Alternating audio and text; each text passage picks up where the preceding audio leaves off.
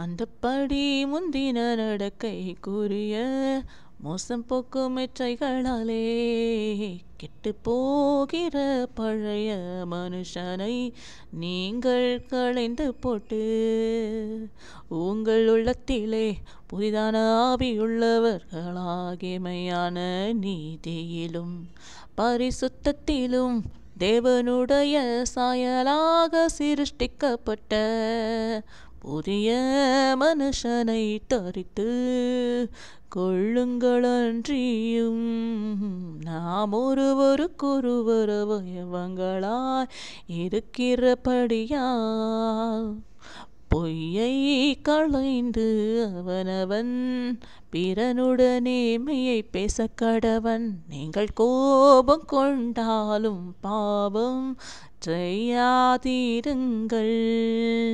சூரியன் அஸ்தமிக்கிறதற்கு முன்னாக உங்கள் எரிச்சல் தணிய கிழவது. பிசாசுக்கு இடங்கூடாமலும் இருங்கள்.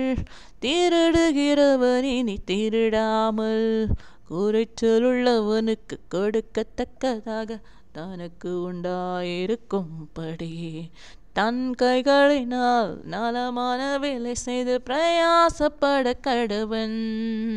கெட்ட வார்த்தை ஒன்றும் உங்கள் வாயிலிருந்து புறப்பட வேண்டாம். பக்தி விருத்திக்கு ஏதுவான நல்ல வார்த்தை உண்டானால் அதையே கேட்கிறவனுக்கு பிரயோஜனமுண்டாகும்படி பேசுங்கள். அன்றியும் நீங்கள் மீட்கப்படும் நாளுக்கென்று முத்திரையாக பெற்ற தேவனுடைய பரிசுத்த ஆவியை துக்கப்படுத்தாதிருங்கள். சகலவிதமான கசப்பும் கோபமும் மூர்க்கமும் குரலும் தூஷணமும் மற்ற எந்த துர்க்குணமும் உங்களை விட்டு நீங்க கடவது.